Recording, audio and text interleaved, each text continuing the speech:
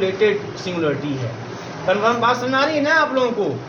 भाई z equal to 0 के about कोई भी आप ले लीजिए, खुद से देख लीजिए, कोई भी आप नेबरहुड ले लीजिए, उस नेबरहुड में 100% 0 के अलावा इसमें से कोई ना कोई एक सिंगुलरिटी जरूर कम से कम दिखाई देगी। आप अगर नहीं दिखाई देगी तो भाई z इक्वल टू 0 हमारा तब क्या जाएगा, आइसोलेटेड। लेकिन दिखाई देगी 100%। आप कितना भी छोटा क्यों ना 0 में से घटाओ जोड़ो, उसमें कुछ ना कुछ ऐसा वाला आ ही जाएगा। आपके पास 1/1 लाख भी है, 1/1 करोड़ भी है, तो आप आराम से अंदर जाके दिखाई दे देगा, है ना। इसका मतलब कि ये कैसा है, नॉन आइसोलेटेड। क्लियर बात समझ आ रही है? नोट कर लीजिए इसे आप। तो देखो यहाँ पे तो sine pi Z is equal to 0 कर देंगे, निशान ठीक है ना, डिनोमिनेटर को 0 कर देंगे, फिर डिनोमिनेटर 0 करेंगे तब आपको मिलेगा जिसका फंक्शन एग्जिस्ट नहीं करेगा, है ना। तो ये हो जाएगा sine n pi plus minus n pi, बोलो। तो यहाँ Z pi Z is equal to मिल जाएगा प्लस माइनस n पाई, तो z is equal to plus minus n मिल जाएगा, मतलब plus minus 1 plus minus 2 plus minus 3 ऐसा। अब बताओ, खुद बताओ कैसा लग रहा है यहाँ पे, है ना, आइसोलेटेड। ब्रेकिंग दिख रही कि नहीं दिख रही है? अभी मान लीजिए 0 की बात मैं कर लूँ, 0 की बात, तो 0 के अबाउट अगर मान लीजिए मैं 0.5 रेडियस का ही लेके एक नेबरहुड बना दिया, तो माइनस का 0.5, है ना, समझ में आ रही बात है। से यहाँ पे z इक्वल टू 0 है, इसके अबाउट एक नेबरहुड, मतलब ये ऐसा कुछ। अब यहाँ मान लो 1 है, यहाँ आपका -1 है, तो अब देखो ये वाला जो नेबरहुड बन गया, इसमें z बराबर 0 के अलावा आपको सिमिलरिटी दिख रही है क्या? नहीं, क्योंकि 0 के बाद सीधे 1 आ रहा है या तो -1 आ रहा है, सीधे 2 आ रहा है या तो -2 आ रहा है। तो अगर कोई भी ऐसा नेबरहुड मिल जाए, कोई एक भी नेबरहुड ऐसा मिल जाए जिसमें 0 के अलावा कोई और सिंगुलरिटी ना आए, तब तो आइसोलेटेड। अगर हर नेबरहुड में 0 के अलावा कुछ और कम से कम एक सिंगुलरिटी आ जा रही है, तब उसे बोलते हैं ना आइसोलेटेड। तो यहाँ पे तो हमको ऐसे बहुत से नेबरहुड मिल जाएंगे जिसमें 0 के अलावा कोई और सिंगुलरिटी नहीं आएगा। यहाँ पे ये सब क्या है, आइसोलेटेड। क्लियर है? बहुत देखो कन्फ्यूजन होता है, मैं बता दूँ आपको, बहुत ज़्यादा कन्फ्यूजन होता है, ठीक है।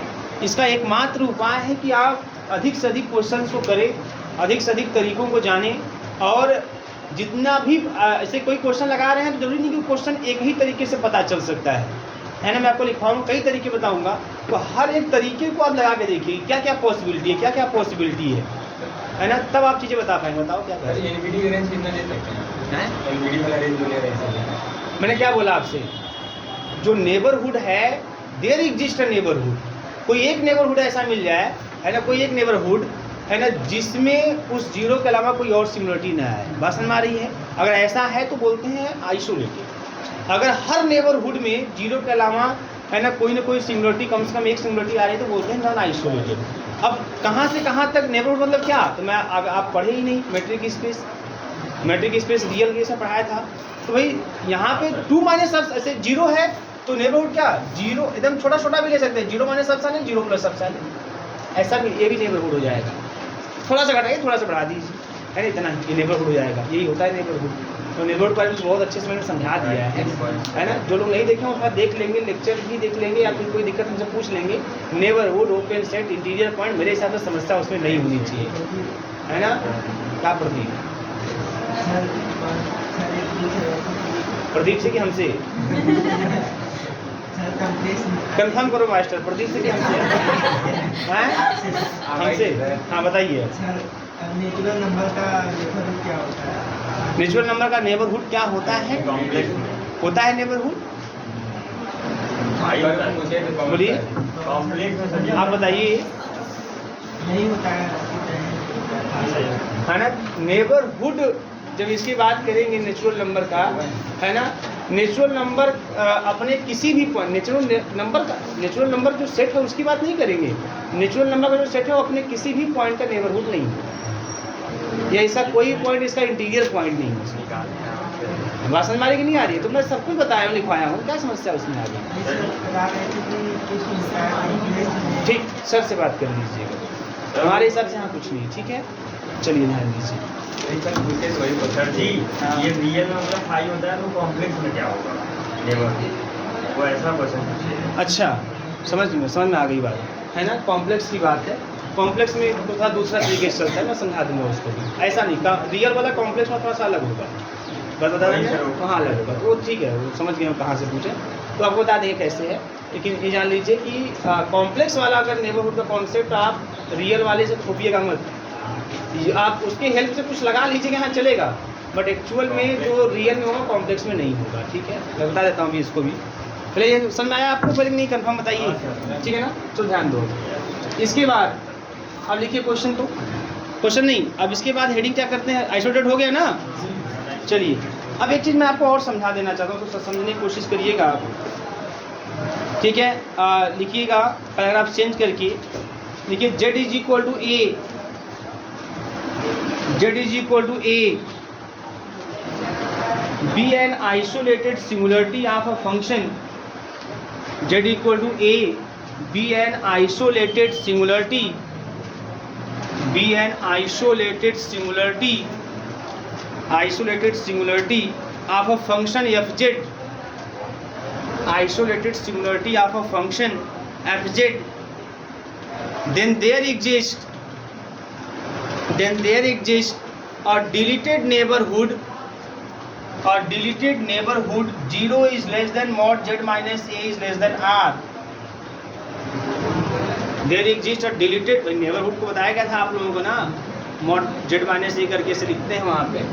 0 is less than mod z minus a is less than r, in which fz is analytic, in which fz is analytic,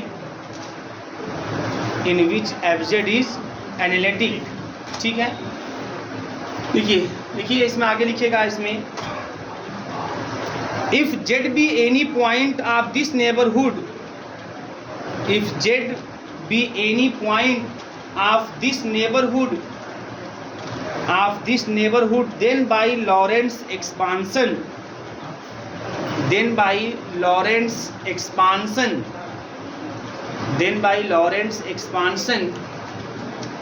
fz is equal to summation n is equal to 0 to infinity an z minus a to the power n और plus summation, हम लोग drive किए कि नहीं किए इसको आप लोग, n इज इक्वल टू 1 से स्टार्ट होगा, कहीं कहीं 0 से भी दिखाएगा लेकिन 1 से स्टार्ट होता है, और इन्फिनिटी और bn और z minus a to the power minus का n। ठीक है भाई, टेलर्स एक्सपांशन के बाद लॉरेंस एक्सपांशन लिखवाया था ना आपको, बोला था इसको आप प्रूव कर लीजिए, किए कि नहीं घर पे जाके? कहाँ टाइम है आप लोगों के पास ना? ये लॉरेंस एक्सपांशन होता है। लिखिए हियर समेशन, ये बहुत ध्यान रखना है, summation n equal to 1 to infinity bn z minus a to the power minus n is known as the principal part. ये ध्यान रखना है आपको, प्रिंसिपल पार्ट ये।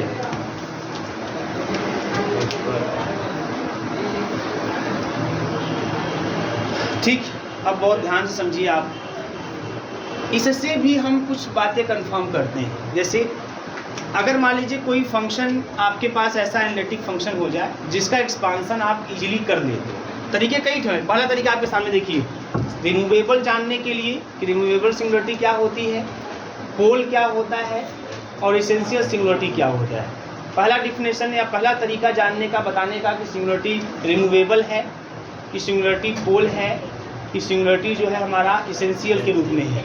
ये जानने के लिए पहला तरीका है कि अगर उसका आप एक्सपांसन कर पा रहे हो ईजिली, ऐसा नहीं कि अब आप बैलों की तरह कोई फंक्शन है सबका एक्सपांसन करना चालू कर दें, नहीं, अगर किसी फंक्शन कोई फंक्शन ऐसा दिख जाए जिसको हम इजीली एक्सपांसन सब कर सकते हैं तो हम ये वाला तरीका लगा के बता सकते हैं। अगर नहीं कर सकते हैं तो हमारे पास और भी कई तरीके रहेंगे, रिमूवेबल पता करने के, पोल पता करने के, इसेंशियल पता करने की। बात समझ आ रही है ना? लेकिन ये वाला कब लगाएंगे? जब हमारे पास है ना, हम किसी कॉम्प्लेक्स वेरिएबल फंक्शन का इजीली एक्सपांसन कर रहे हैं। अब ध्यान दीजिए, अब जैसे मान लीजिए एक्सपांसन आपने कर लिया, एक्सपांसन करने पर तो कोई प्रिंसिपल पार्ट ये है, प्रिंसिपल पार्ट मतलब ये ध्यान देना है ना, निगेटिव टर्म, इसका मतलब निगेटिव टर्म है, जेड का निगेटिव टर्म है, माइनस का n है ना, तो यहाँ भी इसको 1/z माइनस a के पावर n कर सकते हैं। तो अगर किसी के एक्सपांसन में जेड का निगेटिव टर्म आपको बस देखना है, प्रिंसिपल पार्ट देखना है, अर्थात जेड का निगेटिव टर्म देखना है। तो अगर किसी भी कॉम्प्लेक्स वेरिएबल फंक्शन के एक्सपांसन में है ना, कोई भी जेड का निगेटिव टर्म नहीं आता है, अर्थात उस एक्सपांसन का जो प्रिंसिपल पार्ट है, that principal part contains no term, कोई टर्म ना रहे। मतलब भाई कोई टर्म ना रहे इसका मतलब कि खत्म कहानी इसकी, या इसका मतलब हम ये कह सकते हैं कि जेटा कोई निगेटिव टर्म आपको नहीं मिलता है। अगर जेटा कोई निगेटिव टर्म नहीं मिलेगा इसका मतलब principal part contain no terms. तो ऐसे केस में जो सिंगुलरिटी होती है वो रिमूवेबल सिंगुलरिटी होती है। अगर किसी फंक्शन का एक्सपांसन करने पर जेड का कोई निगेटिव टर्म नहीं आता है ना, सब के सब जेड के पॉजिटिव टर्म ही दिखाई दे रहे हैं एक्सपांसन में, तब इसका मतलब यह हुआ कि जो सिंगुलरिटी वहाँ पे दिखाई देगी वो रिमूवेबल होगी। बस हमारी पहला तरीका जो है इसके माध्यम से। पोल के बारे में अगर मान लीजिए एक्सपांसन कर दिया, जेड का निगेटिव टर्म दिखाई दे रहा है लेकिन फाइनाइट नंबर में दिखाई दे रहा है, फाइनाइट नंबर ऑफ टर्म दिखाई दे रहे हैं निगेटिव, जेड के निगेटिव टर्म के फाइनाइट नंबर ऑफ टर्म, तब ऐसे केस में बोलते हैं पोल। और अगर मान लीजिए निगेटिव जेड के निगेटिव टर्म जो दिखाई दे रहे हैं उसके इनफाइनाइट दिखाई दे रहे हैं टर्म, इनफाइनाइट मतलब principal part contains infinite term. If principal part contain no terms then removable, if principal part contains finite terms then pole, if principal part contains infinite terms तो उसको बोलते हैं हम लोग इसेंशियल। प्रिंसिपल पार्ट का मतलब बस निगेटिव टर्म देखिएगा जेड का, अगर किसी के भी एक्सपांसन में जेड का कोई भी निगेटिव टर्म नहीं आया देन रिमूवेबल, मतलब principal part contain no terms. अगर मान लीजिए जेड का कुछ निगेटिव टर्म आपको दिखाई दे रहा है, मतलब कुछ मतलब फाइनाइट है, इसका मतलब principal part contains finite terms, इसको बोलते हैं पोल।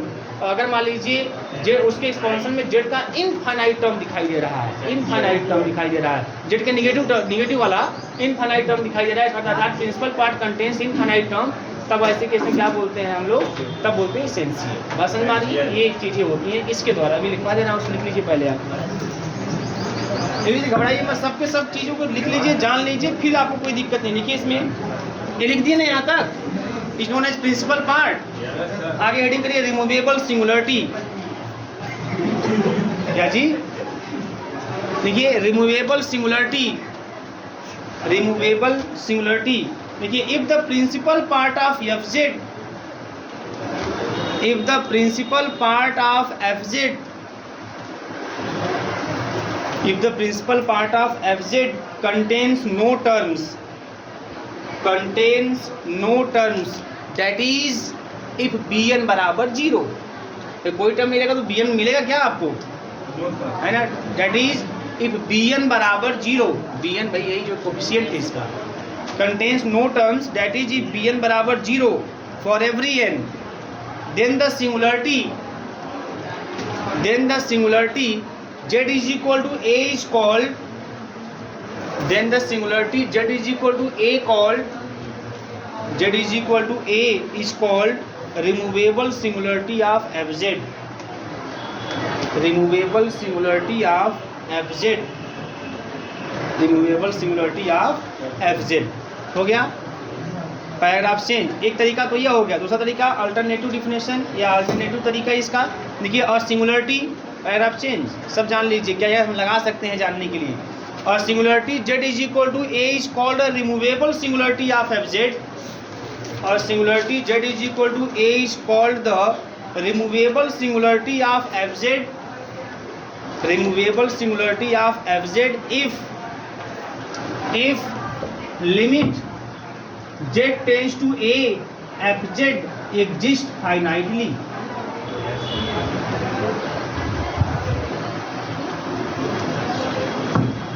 Limit z tends to a of z exist finitely.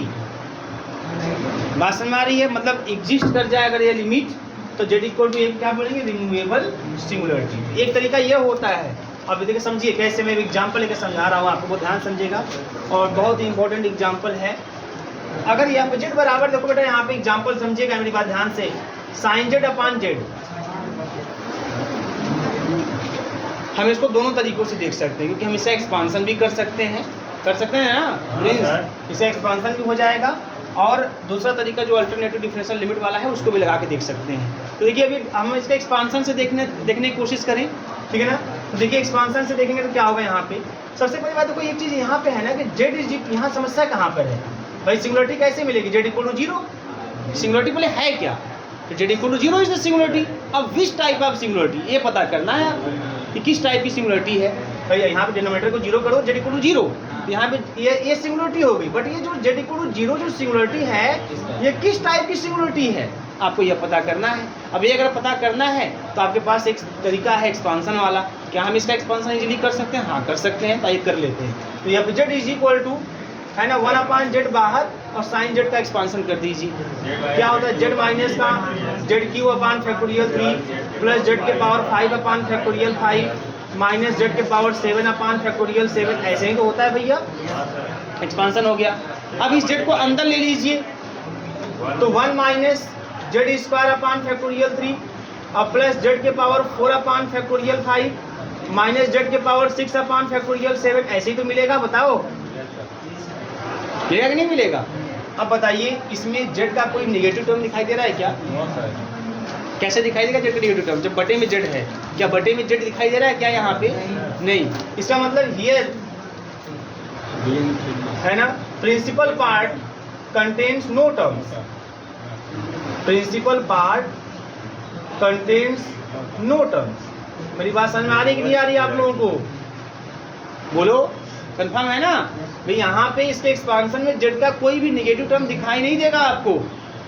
बात समझ में आ रही है? इसका मतलब principal part contain no terms, और जब प्रिंसिपल पार्ट कोई टर्म कंटेन नहीं करता है, जेड का कोई नेगेटिव टर्म दिखाई नहीं देता है, तो इसका मतलब z is equal to 0 is the removable singularity, removable singularity. मेरी बात समझ में आ रही है? अब दूसरा तरीका जाना, ठीक है? या अब देखो यहाँ पे अगर z इक्वल टू 0 की बात, z इक्वल टू 0 सिंगुलरिटी है, तो एफ जेड में अगर हम जो है z इक्वल टू 0 पुट कर दे तो हमें मिल जाएगा साइन 0